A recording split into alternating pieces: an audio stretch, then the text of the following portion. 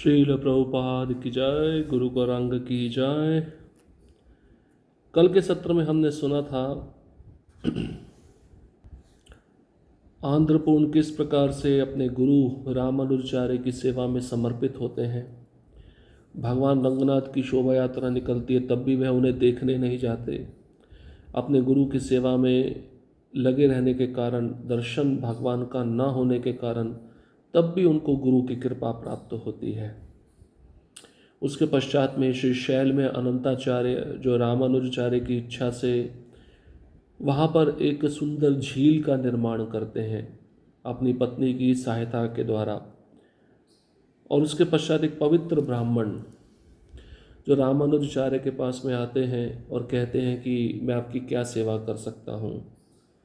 तो रामानुजाचार्य कहते हैं कि आप यहीं पे रहिए और जो मैं आदेश आपको दूँ आप वो करिए, वही सबसे बड़ी सेवा है। तो वह ब्राह्मण पूछते हैं क्या आदेश है आपका। तो रामानुजाचार्य कहते हैं आपके चरणों का धोया हुआ जल मैं पीना चाहता हूँ जिससे मैं पवित्र हो जाऊँगा।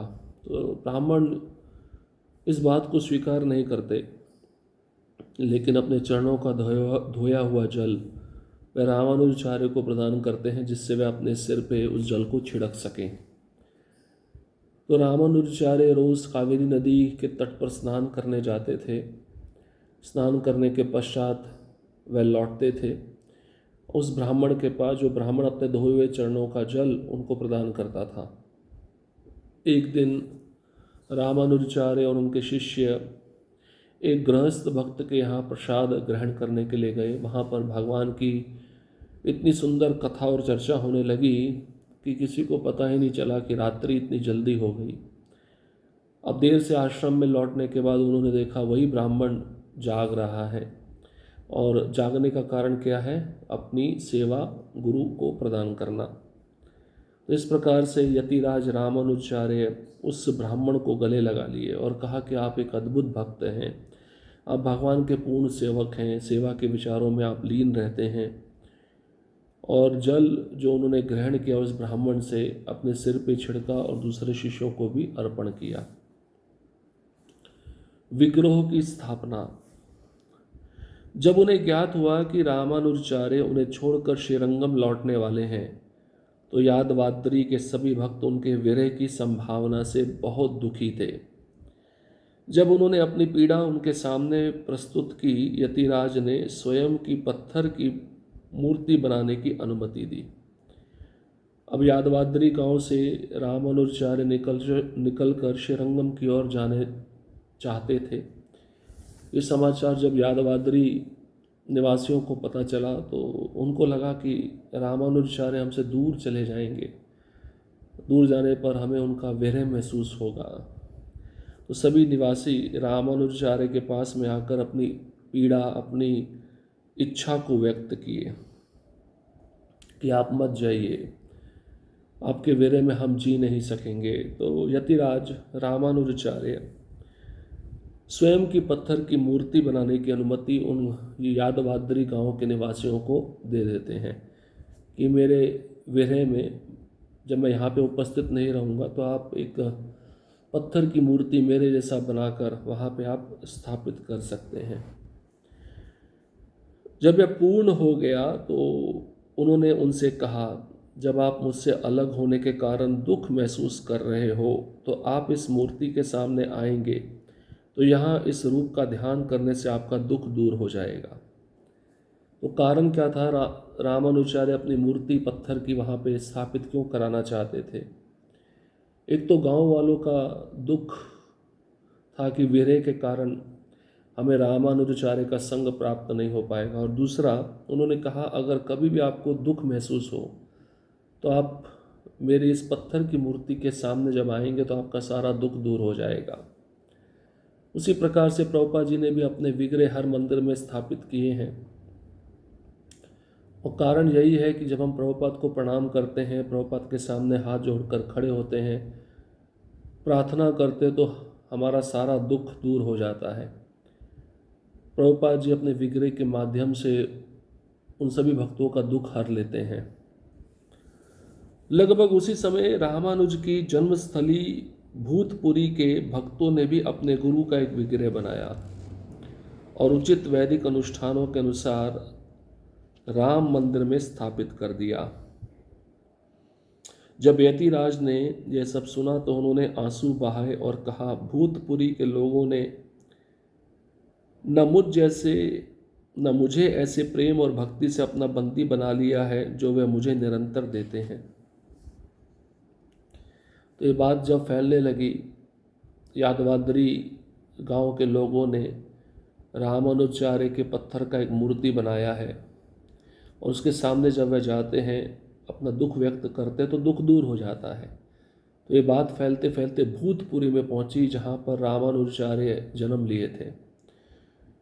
उन गांव के लोगों ने भी रामानुजाचार्य का एक विग्रह बनाया और एक मंदिर में स्थापित कर दिया। जब रामानुजाचार्य के पास ये सूचना पहुंची तो उन्होंने आंसू बहाए और कहा, भूतपुरी के जो लोग हैं उन्होंने अपने प्रेम और भक्ति से मुझे एक बंदी बना लिया, एक कैदी बना लिया है। जो प्रेम भक्ति वे मुझे निरंतर देते रहते हैं उनका मैं ऋणी हो गया हूँ। इस प्रकार से रामानुजाचार्य का जो विग्रह है, मूर्ति है, कई मंदिरों में स्थापित किया गया। वैसे स्वयं रामानुजाचार्य का विग्रह आज भी श्रीरंगम मंदिर में विद्यमान है। उनको समाधिस्थ नहीं किया गया था। उनका जो शरीर है लगभग 1000 वर्ष पुराना है। आज भी वह शरीर श्रीरंगम मंदिर में रखा गया है। श्रीरंगम में प्रचार। यद्यपि श्रीरंगम के भक्त सर्वाधिक भाग्यशाली थे, क्योंकि वे रामानुजाचार्य के नित्य दर्शन करने और हर दिन भगवान नारायण की महिमा पर उनके प्रवचनों का श्रवण करने में सक्षम थे। दूर दूर से लोग महान आचार्य के दर्शन के लिए आते थे और उनके आदेश पर भक्ति सेवा का मार्ग अपनाते थे। तो श्रीरंगम में जितने भी लोग रहते थे बहुत सौभाग्यशाली थे। उनको रोज़ रामानुजाचार्य का दर्शन होता था और दर्शन के साथ साथ रामानुजाचार्य जो प्रवचन देते थे भगवान की महिमा के ऊपर, वह सुनने को भी प्राप्त होता था। और दूर दूर से लोग महान आचार्य रामानुजाचार्य के दर्शन के लिए आते थे, उनसे श्रवण करने के लिए आते थे और उनके श्रवण के आधार पर भक्ति सेवा के मार्ग को वह सभी स्वीकार करते थे। तो ये शुद्ध भक्ति की शक्ति होती है। अपनी वाणी से वह बहुत सारे लोगों को आकर्षित करता है। इतनी पवित्रता होती है उस शुद्ध भक्त की वाणी में। इस वाणी को शुद्ध कैसे किया जाता है? जब हम भगवान के आदेशों पर चलते हैं, उसको अपने जीवन में उतारते हैं, तो हमारे शरीर की जितनी भी इंद्रियां हैं सभी पवित्र हो जाती हैं। आचरण में लाना शास्त्र के आदेशों को, ये बहुत ज़रूरी है। 120 वर्षों तक रामानुज श्रीरंगम के पवित्र शहर में निवास करते रहे। अपने संपूर्ण जीवन काल में उन्होंने श्री वैष्णवों के लिए 74 केंद्र स्थापित किए। उनके कई हजारों अनुयायी थे, जिनमें कई राजा और कई धनी जमींदार शामिल थे। गृहस्थों के अतिरिक्त उनके अनुयायियों में 700 सन्यासी, 12,000 ब्रह्मचारी और 300 केटी अम्माई भी थे। अम्माई जिन महिलाओं ने सन्यास का संकल्प लिया था उनको केटी अम्माई कहा जाता है। फलतः यह देखते हुए कि पृथ्वी पर उनका मिशन अब पूर्ण हो चुका है, उन्होंने अपना दुर्बल शरीर त्यागने और भगवान के धाम लौटने का निर्णय किया। अपने आध्यात्मिक गुरु को तीव्र भक्ति के भाव में स्थिर देखकर रामानुजाचार्य के कई शिष्य अभिभूत होकर जोर जोर से विलाप करने लगे। अब 120 साल पूरे हो चुके थे रामानुजाचार्य के, और इतने लंबे समय तक वह श्रीरंगम में निवास कर रहे थे। अपने पूरे जीवन काल में रामानुजाचार्य श्री वैष्णवों के लिए 74 केंद्र स्थापित किए।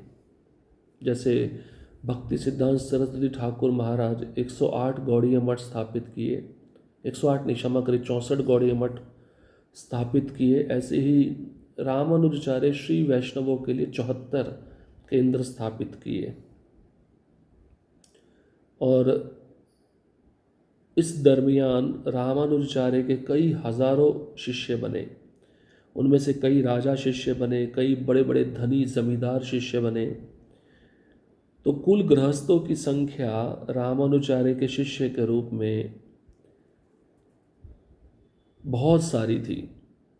इसमें से बताया गया 700 सन्यासी थे जिन्होंने रामानुजाचार्य से दीक्षा ली। 12,000 ब्रह्मचारी थे जिन्होंने रामानुजाचार्य से दीक्षा ली। तो आप सोचिए गृहस्थ कितनी संख्या में होंगे। जब ब्रह्मचारी 12,000 की संख्या में हैं, सन्यासी 700 की संख्या में है, तो गृहस्थ कितनी संख्या में होंगे। इसलिए गृहस्थ का कोई विशेष आंकड़ा यहाँ पे नहीं दिया गया है। और 300 केटी अम्माई जैसे जिन महिलाओं ने संन्यास का संकल्प लिया है, तो ऐसी 300 महिलाएं थीं जो रामानुजाचार्य से संन्यास लेने की इच्छा व्यक्त करती थीं। इतना संपूर्ण प्रचार करके रामानुजाचार्य अब पृथ्वी पर अपना जो मिशन है पूरा कर चुके थे। उनका शरीर दुर्बल हो चुका था। अब उन्होंने सोचा मुझे भगवान के धाम वापस लौटना है। और अपने आध्यात्मिक गुरु को तीव्र भक्ति के भाव में स्थिर देखकर रामानुजाचार्य के शिष्य अभिभूत हो गए, जोर जोर से रोने लगे, विलाप करने लगे। उन शिष्यों को भी ऐसा महसूस हो गया कि अब हमारे गुरु महाराज हमें छोड़कर भगवान के धाम वापस जाने का मन बना चुके हैं। अब रामानुजाचार्य अपना अंतिम उपदेश अपने शिष्यों को देंगे। और ये अंतिम उपदेश बहुत महत्वपूर्ण होता है। अंतिम व्याख्यान गुरुओं का शरीर छोड़ने से पहले महत्वपूर्ण होता है, क्योंकि उस व्याख्यान में शास्त्र का सारा सार निचोड़ रहता है। अब अंतिम दर्शन जो उनके शिष्य रामानुजाचार्य के करने के लिए आए थे, और उस अंतिम दर्शन में रामानुजाचार्य अपने शिष्यों को क्या उपदेश देते हैं, इसके विषय में हम अगले सत्र में श्रवण करेंगे। हरे कृष्ण कृष्ण कृष्ण हरे हरे, हरे राम राम राम हरे हरे। श्रील प्रभुपाद की जय, गुरुवरंग की जय।